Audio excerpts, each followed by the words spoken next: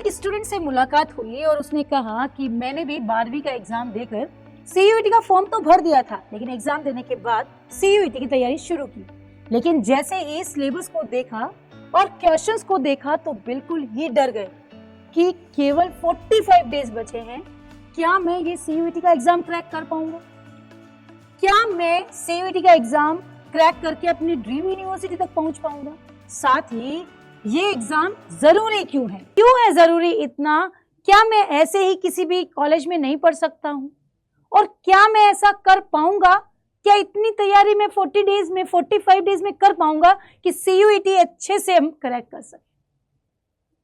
उसकी ये सब बातें सुनकर मेरे मन में भी एक सवाल आया कि ये तो एक बच्चे का फ्रस्ट्रेशन है जो सीयूईटी का फॉर्म तो भर चुका है, लेकिन ऐसे मेरे साथ YouTube पर लाखों बच्चे जुड़े हैं जिनकी यही परेशानी है। अगर हाँ तो वीडियो को पॉज करके 5 सेकंड के लिए फटाफट कमेंट सेक्शन में लिखना कि यस मैम, हम सेम सिचुएशन और सेम प्रॉब्लम को फेस कर रहे हैं। चलिए आगे बढ़ते हैं। आप सब चाहते हैं कि सीयूईटी 2026 को हमें फोड़ना है। अगर फोड़ना है बच्चों तो मेरे साथ इस वीडियो में लास्ट तक जुड़े रहो।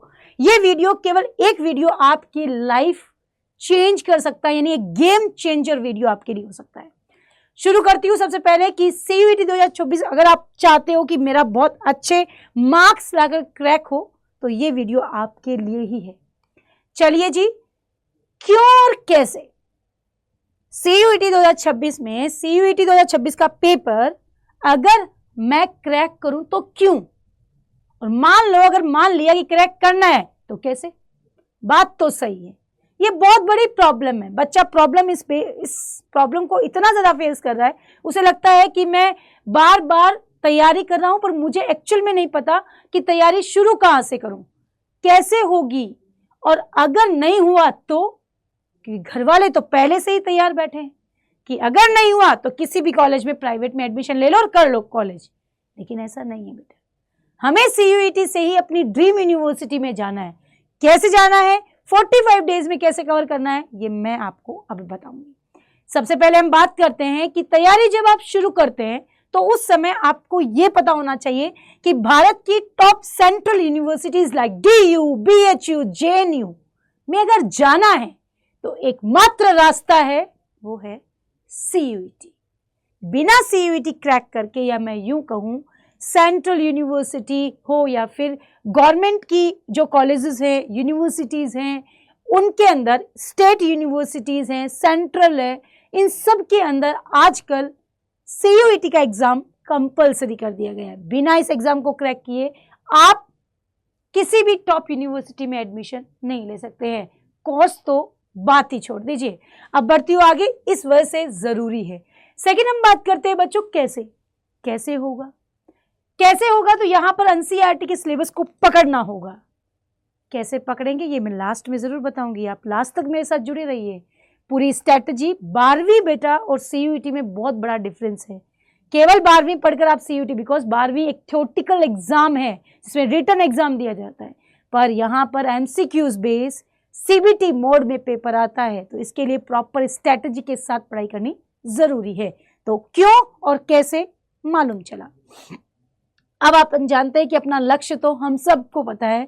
कोई बच्चा बीटेक करना चाहता है, कोई बच्चा जो है वो बीएससी करना चाहता है, बीए करना चाहता है, बीएलएलबी करना चाहता है, बीए इन पॉलिटिकल साइंस करना चाहता है, बीएससी इन केमिस्ट्री ऑनर्स करना चाहता है। लेकिन इन सब के लिए टॉप कॉलेजेस जो होती है, DU की जो बहुत सारी कॉलेज है, हंसराज कॉलेज है, दौलत राम कॉलेज है, जहाँ पर आप बच्चों को केमिस्ट्री ऑनर्स करने का मौका मिलता है। बट वहां तक कैसे पहुंचे, क्या ऐसा करें कि वहां तक पहुंचने का सफर जो है आसान हो जाए। आपका हर बच्चे का सपना है कि मैं उस यूनिवर्सिटी में पढूं, मैं अपनी ड्रीम यूनिवर्सिटी में पढूं, है ना। तो सबसे पहले परीक्षा की जो गहराई है ना बच्चों, ये जानना जरूरी है। आप सब बच्चे सोचते हैं, हम भी चाहते हैं कि आप अपनी ड्रीम यूनिवर्सिटी में पढ़ें, लेकिन पढ़ना तो पड़ेगा ना, उसके लिए मेहनत तो करनी पड़ेगी ना। मेहनत के बिना सफलता का कोई मोल नहीं, वो मिल ही नहीं सकती है। तो यहाँ पर सबसे पहले बात करें बच्चों, तो आप बच्चों को एनसीईआरटी जो आपने 12वीं में पढ़ी है वो सब कुछ आपको अब लाइन बाय लाइन पढ़ना पड़ेगा। ये एक CBT मोड का टेस्ट है जहां पर कंप्यूटर बेस्ड टेस्ट होता है। कंप्यूटर पर आपको पूरा पेपर स्क्रीन पर दिखाई देगा, वहां पर आपको एग्जाम देना होगा, तो उसकी भी प्रैक्टिस आपको करनी होगी। सही विषय का चयन आपको करना जरूरी है। कल को बच्चा कई बार सोच लेता है मैंने तो GAT ले लिया, लैंग्वेज ले लिया, मैम है क्या ये? सब्जेक्ट सामने जो होते हैं वो 3 आपके सामने प्रॉपर कॉम्बिनेशन आपके पास होना चाहिए, GAT, लैंग्वेज और डोमेन। ये हर बच्चे के पास होना चाहिए। मैंने एक दो क्या बताऊं, बहुत सारे ऐसे बच्चे हैं जिनसे मैंने जब बात की तो उन्होंने, कई बच्चे तो रोने लग गए। ऐसी बच्चियां भी हैं, मैम मेरा फॉर्म गलत फिल हो गया, बड़ा दुखता है। अगर हम 24 घंटे आपके लिए अवेलेबल हैं तो आप ऐसी गलतियां ना करें, आपसे एक हम्बल रिक्वेस्ट है। मैं सबकी तो बात नहीं करती, मैं किसी और का तो नाम नहीं लेती, पर मैं अपने लिए कह सकती हूँ कि मैं आपके लिए 24 घंटे अवेलेबल हूँ। अगर फिर भी कोई बच्चा CUT एग्ज़ाम का फॉर्म गलत भर रहा है तो बड़ा दुखता है बेटा, तो कोशिश कीजिए, बी अलर्ट, राइट। उसके बाद टाइम टेबल, जो आपका टाइम मैनेजमेंट है, this is again very important. अब अगला सबसे बड़ा चैलेंज है 45 डेज। दिमाग में एक बहुत ही बड़ा बर्डन लेकर हम घूम रहे हैं कि 45 डेज हमारे पास है, क्या हो पाएगा? 2 तरह के स्टूडेंट होते हैं। कमेंट में वीडियो को पॉज करके बताना कि आप किस तरह के हैं। एक तो है जो ये सोच के बैठा है तो 45 दिन पड़े हैं, कर लूंगा, हो जाएगा।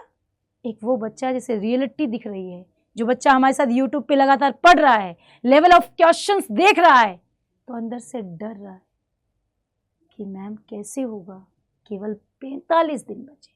तो आप किस टाइप ऑफ क्वेश्चन है, किस स्टूडेंट है, प्लीज आप जरूर कमेंट सेक्शन में बताइए। बढ़ती हूँ आगे।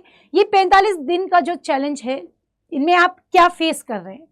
सबसे पहले बात करते हैं बच्चों, आप सब बच्चों को इन 45 डेज में आपके पास में सबसे पहले तो होता है कि आप सिलेबस को कैसे कवर करेंगे, और अगर सिलेबस कवर हो गया तो उसका रिवीजन कैसे करेंगे, और रिवीजन भी हो गया तो मेरे एग्जाम का जो पैटर्न है उसके अकॉर्डिंग मैं मॉक टेस्ट कैसे लगाऊं। ये हर कोई बच्चा सोच रहा है, और मैक्सिमम स्टूडेंट तो यही सोच रहे हैं कि मैम एग्जाम पैटर्न के अकॉर्डिंग मॉक टेस्ट कहाँ मिलेगा। सोच रहे हैं ना? तो होल्ड करके रखो, वीडियो आपके लिए ही है। ये सारी प्रॉब्लम्स का समाधान एंड में मैं आपको देने वाली हूं जबरदस्त तरीके से, राइट। अब हम बात करते हैं बच्चों कि जब बच्चा स्टार्टिंग करता है पढ़ने की तो आपके पास 3 चीजें सामने आती है, दिस इज लैंग्वेज, डोमेन और GAT। इनका सिलेक्शन प्रॉपर होना चाहिए। एक बात मैं आप सबको, सारे बच्चे वीडियो के ऊपर नजरें गड़ाएं और कानों को खोल लें और ध्यान से सुने मेरी बात। बच्चों, कभी भी कोई भी कॉम्पिटिटिव एग्जाम जब हम देते हैं तो हमेशा ये सोच कर देते हैं कि हमारे एग्जाम, इसको क्रैक करने से हम किस यूनिवर्सिटी में जाएंगे, यूनिवर्सिटी को देखते हुए ही हम तैयारी करते हैं। अगर आपको DU चाहिए तो आपको वैसी दमखम वाली तैयारी करनी होगी। आपको BHU चाहिए तो आपको GAT और लैंग्वेज पे वैसे ही एफर्ट्स डालने होंगे। आपको DU चाहिए तो आपको डोमेन को उतना ही स्ट्रॉन्ग करना होगा, नहीं तो पॉसिबल नहीं है। समझ रहे मेरी बात को? तो यहां पर ये तीनों चीजें बहुत ज्यादा स्ट्रांगली आपके सामने रखी गई है। अगर आप डोमेन की बात करें तो साइंस वाले स्टूडेंट क्या है, फिजिक्स, केमिस्ट्री, बायोलॉजी है। वहीं आर्ट्स की बात करूं तो पॉलिटिकल साइंस, ज्योग्राफी, हिस्ट्री, ये सब्जेक्ट आपके पास, होम साइंस आपके पास हो सकते हैं। वहीं पर अगर हम बात करें GAT की तो वहां पर जो है आपके पास में जनरल एप्टीट्यूड टेस्ट है ना, ये इसके अंदर GK आता है, क्वांट आती है, रीजनिंग आती है, लैंग्वेज में हिंदी और इंग्लिश। पर एक लैंग्वेज, GAT और 3 डोमेन का कॉम्बिनेशन सबसे बेस्ट कॉम्बिनेशन होता है। आप अपनी किसी भी यूनिवर्सिटी, जिसको भी आप टारगेट कर रहे हैं, आप जा सकते हैं, राइट। तो आपको मैंने इसका वैल्यू बता दिया है, आपको समझ में आ गया होगा कि तीनों को पढ़ना कितना इंपॉर्टेंट है। वही हम बात करते हैं बच्चों, अब जो आपका केवल और केवल, अगर CUET के पेपर की बात करें तो बच्चे 12वीं तक सोचते हैं हम पास हो जाएं। CUET में भी एक मिनिमम जो है स्कोर होता है जिससे क्वालिफाइड हो जाता है बच्चा। अगर मैं बात करूं, अगर आपका पेपर जो है, मान लो कि आपका पेपर 750 आपका स्कोर हुआ है, टोटल स्कोर पेपर का 750 है ना, आपने 3 डोमेन लिया है, तो अगर आपका इसमें से 200 भी आ गया तो क्वालिफाइड है।